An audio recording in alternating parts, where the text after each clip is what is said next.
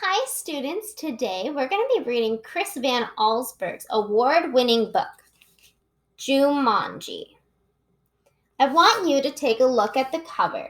Okay, notice any details that are on this cover and use them to make a prediction in your head about what you think is going to happen in this book. I'm going to use the popsicle sticks to call on one student so that they can tell me what they think Jumanji is going to be about.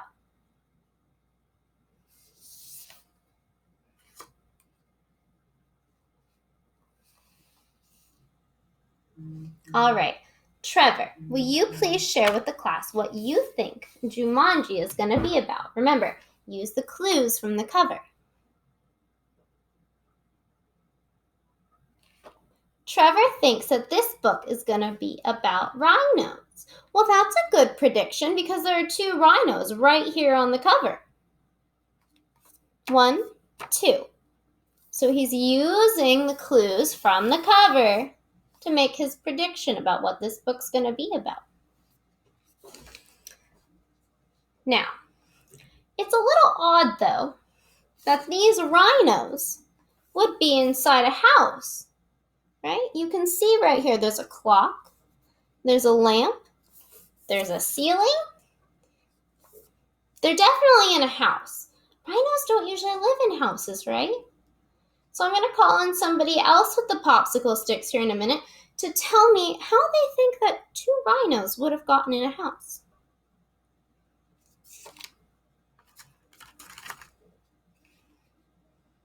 Okay. Jenny, why do you think that these rhinos are in this house? How do you think they got there? So you think that they're pets. That's a really good guess, right? Somebody could have been raising them there as their pets. I guess we'll have to keep reading to find, or we're going to have to read the book to find out. Now, we saw rhinos on our trip to the zoo, and we learned a little bit about them. So, by a show of hands, how many of you know where rhinos live? Okay, quite a few of you. I'm going to call on Stacy to tell me where rhinos live.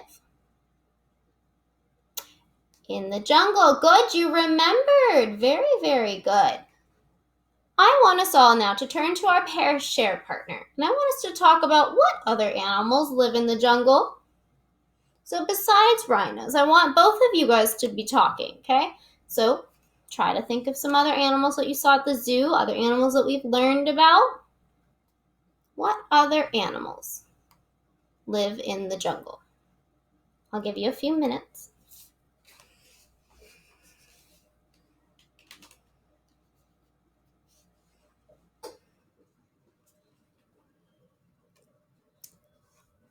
Okay, so now that you're wrapping up your pair share, I want to ask Melinda and Robin.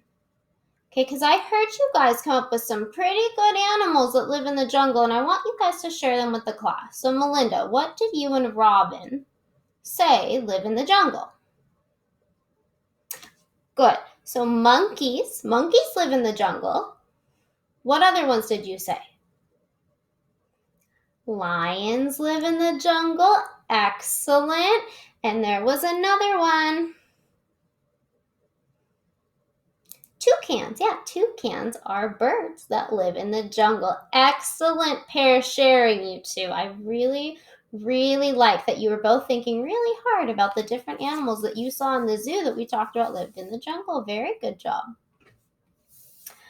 I'm now going to read you a sentence that is on the back of this book. There is exactly one sentence. And I want you to tell me if it's changed your mind about what you think is going to happen in this book. So Trevor thinks that this book is going to be about rhinos, okay? So let's see if this sentence changes his prediction. Very important. Once a game of Jumanji is started, it will not be over until one player reaches the Golden City. No mention of rhinos there, but they used words like game and player and the words golden city, those sound important. So Trevor, does that change your opinion of what might happen in this book?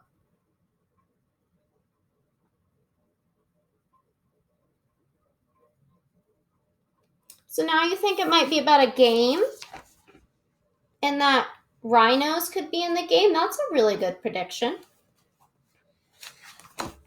Now I'm going to read you the summary. And this is just on the inside of the cover here. Okay, so before we read, I want you to go into the book knowing just a little bit about it. So here it says, 30 years ago, Peter and Judy first found the game Jumanji with the instructions that it must be finished or go on forever. Never in their wildest dreams did they imagine such an unassuming board game could come to life and take them on the most extraordinary and bizarre adventure of their lives. So given the summary of the book, it appears as though it is about a board game that comes to life. It also mentioned two characters named Peter and Judy, so we can assume that they will be very important in this story. Now we're almost ready to read the story, but before we do that, I would like to go over just a few vocabulary terms with you. So when we come across them in our book, you will know what they mean. The first vocabulary term is monsoon, and I'm very sorry, students, my printer is still not printing in color, so the black and white photos are going to have to do. But a monsoon is a wind system that changes directions with the seasons and brings increased rainfall. So this typically happens in Asian countries. However, we do have something similar here in some of the United States areas. We don't really have this in California, though. We don't have monsoons here. When I lived in Colorado, we had monsoons, though. And they would come in about once every day or two and just bring this really heavy rainfall that lasted maybe an hour long. It was really neat. But so that's what a monsoon is. The next vocabulary term is stampede. When a number of animals are wildly running away, usually due to fright, it is known as a stampede. You might have seen pictures or videos of horses running in a big group, and they're all running the exact same direction. They're running together.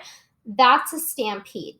Buffalo also do this. Rhinos do this. A lot of animals that live in Africa tend to run in stampedes.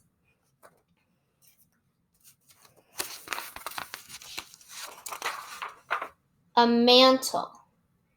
And the mantle is the finish around or the shelf above a fireplace. So if you have a fireplace in your home, the mantle is usually the wood or the stone that's just around the outside of it, and it includes the shelf above it.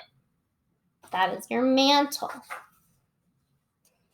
Another vocabulary term that we need to go over is splintering. Now you might be familiar with splinters, right? They kind of hurt usually when you touch wood and a little tiny piece of wood like breaks off of whatever you're touching and sticks in your finger. That's a splinter. And splintering means to tear, chip, or break off from a larger piece of something. So that makes sense if we know what a splinter is, right? Because a little piece of wood that breaks off of a bigger piece of wood. That's splintering. Molten. So molten means melted. And typically, it describes metal or rock when it is in a liquid state because it's so hot. So molten typically describes liquid rock. Last but not least, exhaustion. Now, many of you have probably experienced exhaustion at one point or another. So exhaustion is the state of being very tired. So this is the state where you cannot stay awake anymore. You just have to go to sleep. That's how tired you have to be in a state of exhaustion. We've now gone over our 6 vocabulary terms. We've made our predictions about the text. We've gone over a little bit about jungle animals because I think that based on the cover of this book, it might have a little something to do with jungle animals, right? So let's start reading. Jumanji by Chris Van Allsburg.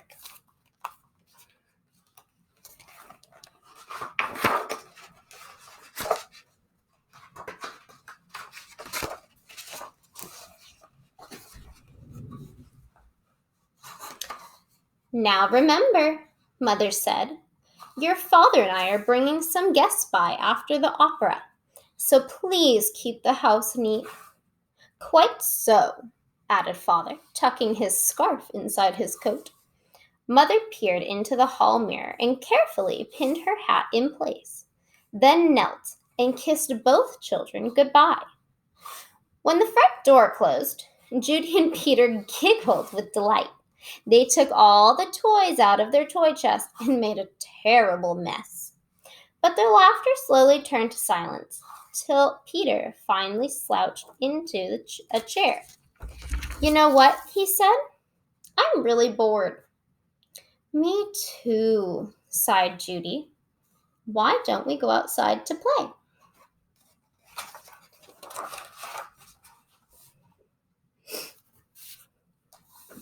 Peter agreed, so they set off across the street to the park. It was cold for November. The children could see their breath like steam.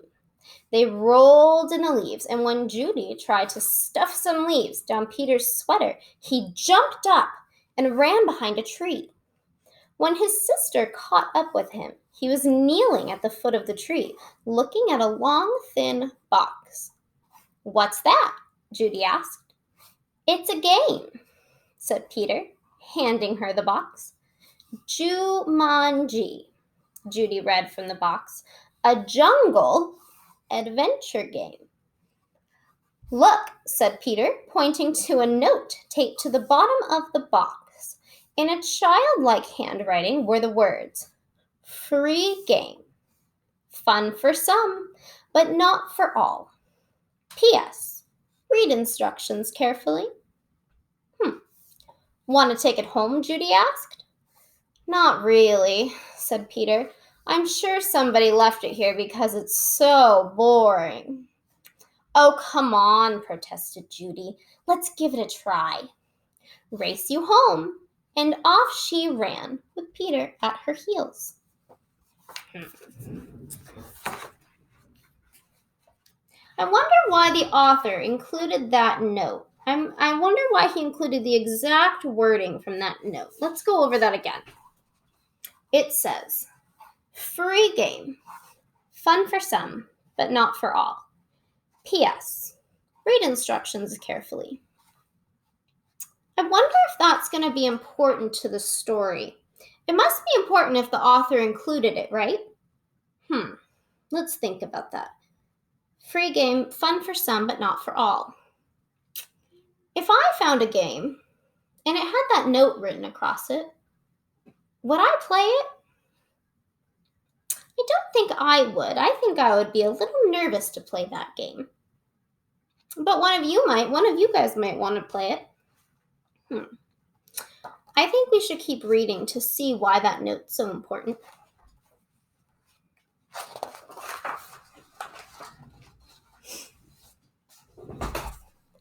At home, the children spread the game out on the card table.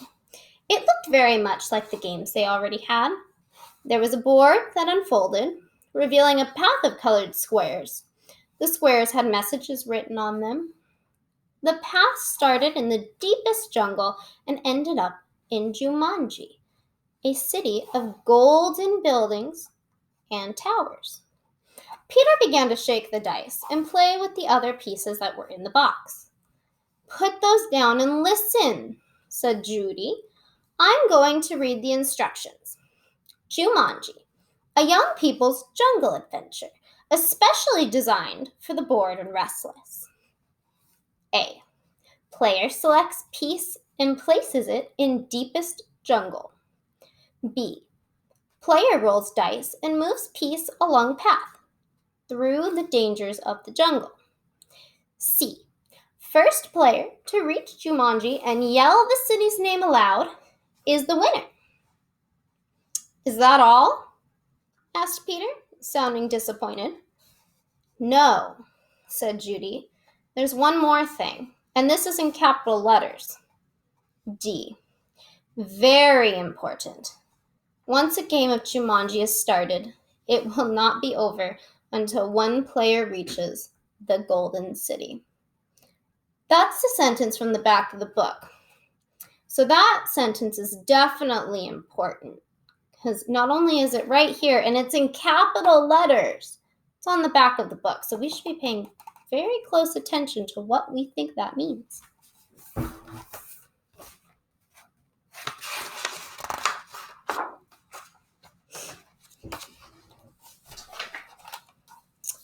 Oh, big deal, said Peter, who gave a bored yawn.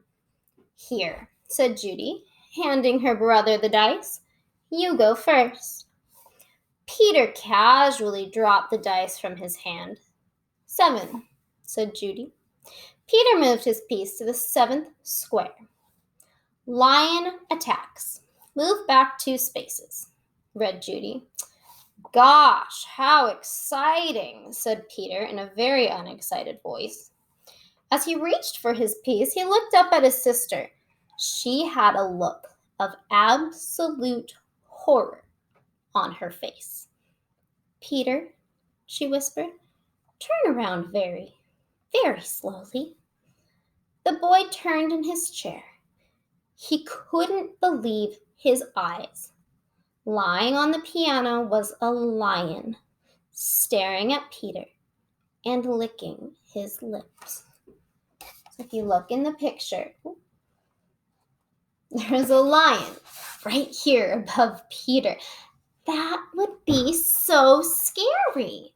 I don't know what I would do in that situation. I think if a lion was staring at me, I think I'd be pretty terrified. I don't think I could move. You know, there was this one time I went to visit my horses pretty late at night, and as I walked on the property, there was this giant white dog, and it was just staring at me. I was petrified. I couldn't move. I was so scared. Turns out that dog actually belonged to the caretaker, and it was friendly. But it just reminded me of this because I was terrified.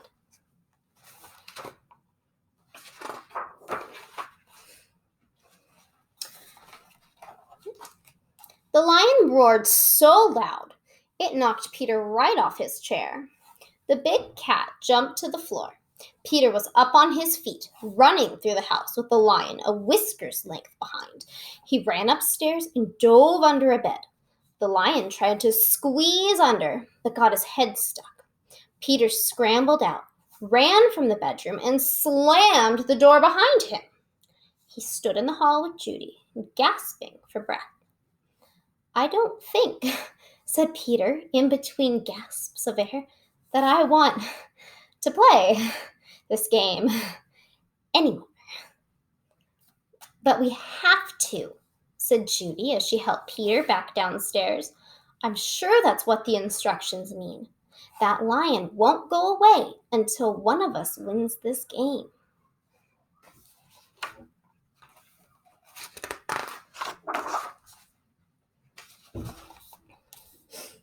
Peter stood next to the card table. Can't we just call the zoo and have him taken away? From upstairs came the sound of growling and clawing at the bedroom door. Or maybe we could wait till Father comes home. No one would come from the zoo because they wouldn't believe us, said Judy. And you know how upset Mother would be if there was a lion in the bedroom. We started this game, and now we have to finish it. Peter looked down at the board game. What if Judy rolled a 7? Then there'd be 2 lions. For an instant, Peter thought he was going to cry. Then he sat firmly in his chair and said, "Let's play." Judy picked up the dice, rolled an 8, and moved her piece. "Monkeys steal food. Miss one turn," she read. From the kitchen came the sounds of banging pots and falling jars. The children ran in to see a dozen monkeys tearing the room apart. See, you have the monkeys here. They're in the kitchen. What could happen next? "Oh boy," said Peter. "This would upset Mother even more than the lion." "Quick," said Judy. "Back to the game." Peter took his turn. Thank heavens, he landed on a blank space. He rolled again. "Monsoon season begins. Lose one turn." Oh, there's a vocab word, monsoon. Little raindrops began to fall in the living room. Then a roll of thunder shook the walls and scared the monkeys out of the kitchen. The rain began to fall in buckets as Judy took the dice. There are some crazy things happening in this story, aren't there? You know what? Let's just recap for a minute. So, we have the two main characters, Judy and Peter, and they've stumbled upon a board game in the woods, or in the park, called Jumanji. And as soon as they started playing the game, everything that happened in the game started happening in real life. So far, they've encountered a tiger that's chased Peter upstairs into his bedroom. Monkeys are tearing apart their kitchen, and now a monsoon is pouring down in their living room. So much has happened. I wonder what's going to happen next.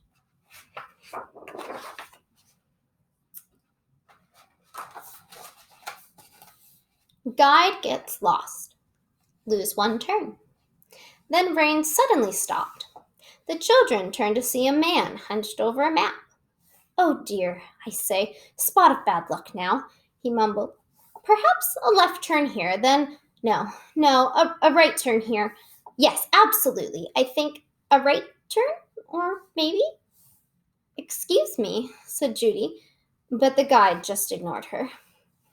"Around here, then over, no, over here and around this. Yes, good, but then, Judy shrugged her shoulders and handed the dice to Peter.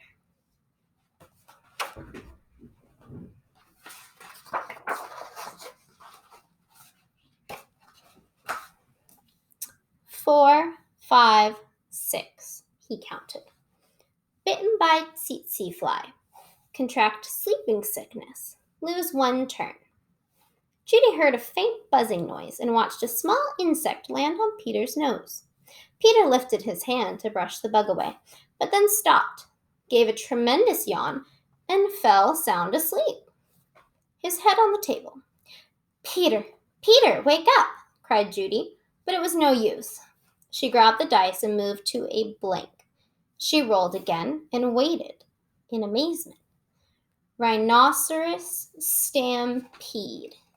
Go back 2 spaces. As fast as he had fallen asleep, Peter awoke. Together they listened to a rumble in the hallway.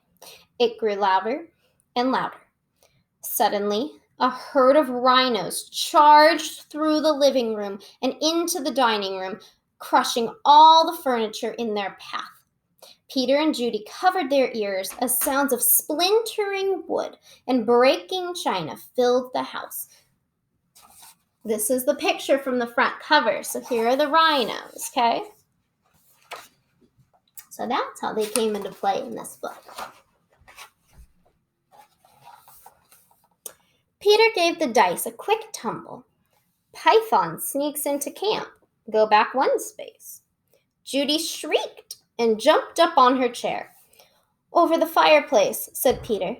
Judy sat down again, nervously eyeing the 8-foot snake that was wrapping itself around the mantel clock. The guide looked up from his map, took one look at the snake, and moved to the far corner of the room, joining the monkeys on the couch. I want to pause here just for 1 second because I want to see If any of you have questions about the text so far, or if you have questions about what you think is going to happen next, so I want everybody to start thinking about a question that they have about this book. And I'm going to use the popsicle sticks to call on one person to share their question. Let's have Charlie share with the class her question about what is either going to happen in the story or about something that's already happened.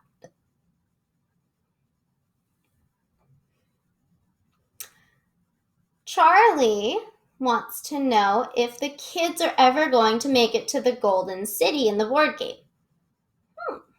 That's a really good question. We're just going to have to keep reading to find the answer out.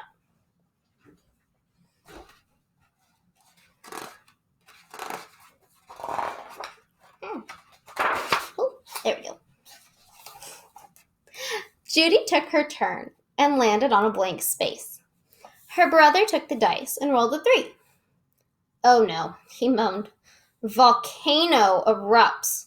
Go back 3 spaces. The room became warm and started to shake a little. Molten lava poured from the fireplace opening. It hit the water on the floor and the room filled with steam. Judy rolled the dice and moved ahead. Discover shortcut. Roll again. Oh dear, she cried. Judy saw the snake unwrapping himself from the clock.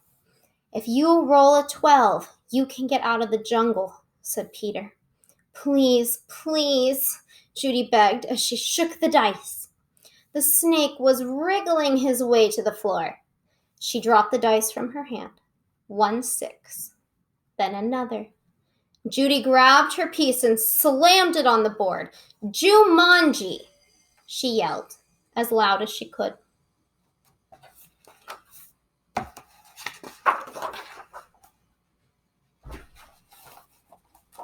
The steam in the room became thicker and thicker. Judy could not even see Peter across the table. Then, as if all the doors and windows had been opened, a cool breeze cleared the steam from the room. Everything was just as it had been before the game.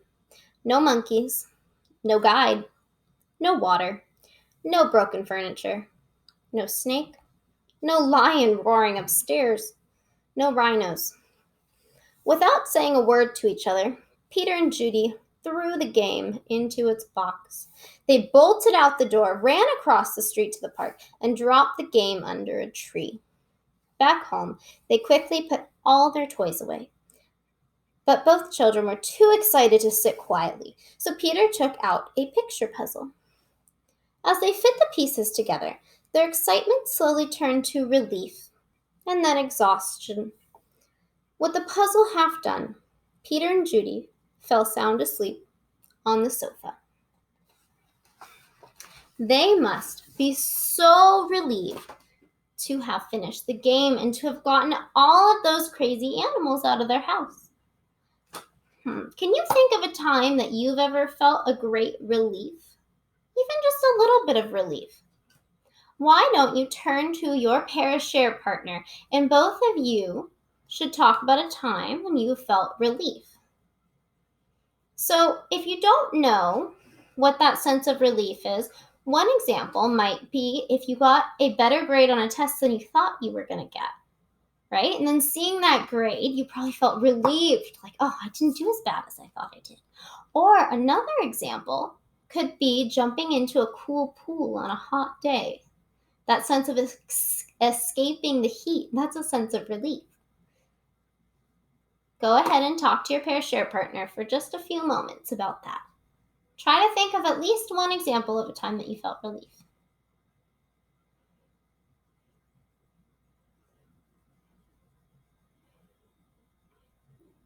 I've heard some great discussions from you guys. Really good. We're almost done with this book, okay?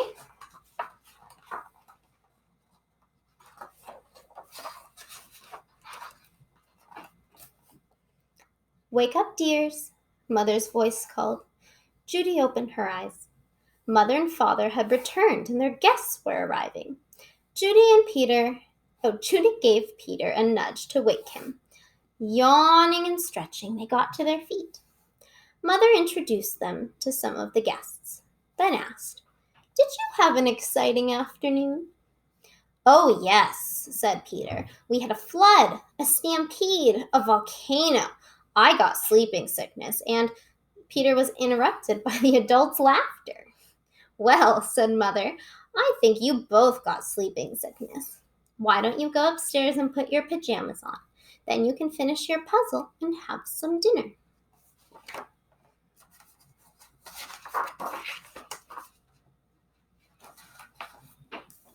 When Peter and Judy came back downstairs, they found that Father had moved the puzzle into the den. While the children were working on it, one of the guests, Ms. Budwing, brought them a tray of food. "Such a hard puzzle," she said to the children. "Daniel and Walter are always starting puzzles and never finishing them." Daniel and Walter were Miss Budwing's sons. They never read instructions either. "Oh, well," said Miss Budwing, turning to rejoin the guests. "I guess they'll learn." Both children answered, "I hope so." But they weren't looking at Miss Budwing. They were looking out the window. Two boys were running through the park. They were Danny and Walter Budwing. And Danny had a long, thin box under his arm.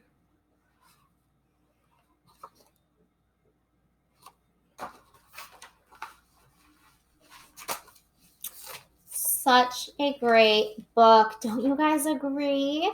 I love Chris Van Allsburg's works. He always has some great, great books for us to read. Now, I would like to call on a few students. I think we're going to call on 2 students. And I want you to just retell to the class one thing that happened to Judy and Peter during their adventure with the board game Jumanji.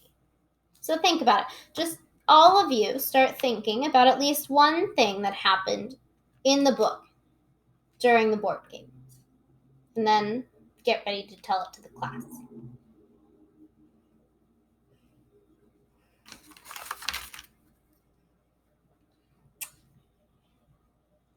Gregory, can you retell the class about one thing that happened to Judy and Peter while they were playing Jumanji?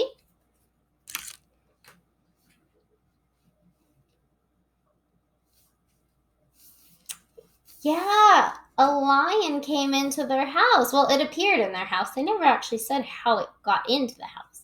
But yeah, a lion started chasing Peter up into the bedroom. Really good job. Really good ability to recall that.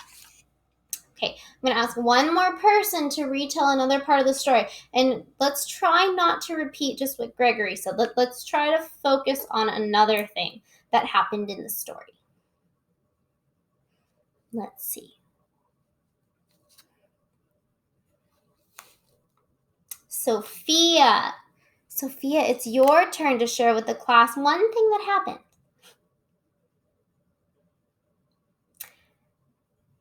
Yeah, there was a python, and it appeared on the, what was the vocab word? The mantle. Excellent job. Now, we've talked about this book, Jumanji, and we've gone over a little bit, or halfway through the story, I shared with you a brief summary of what we had read up until that point. Right? That was when I stopped and I recapped and kind of went over the different things that had happened thus far.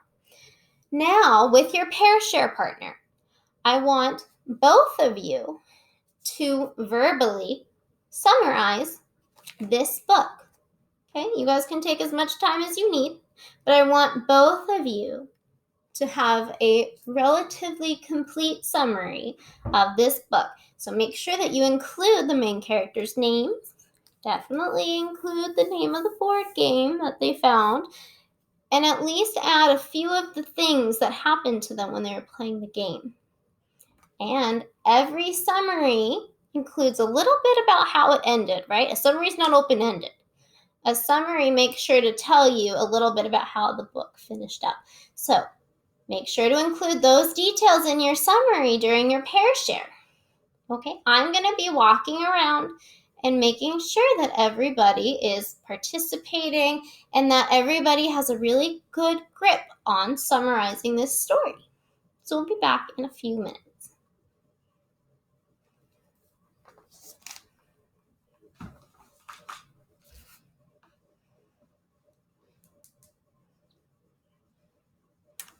You guys have had a few minutes now to pair share and talk about your summaries of this book.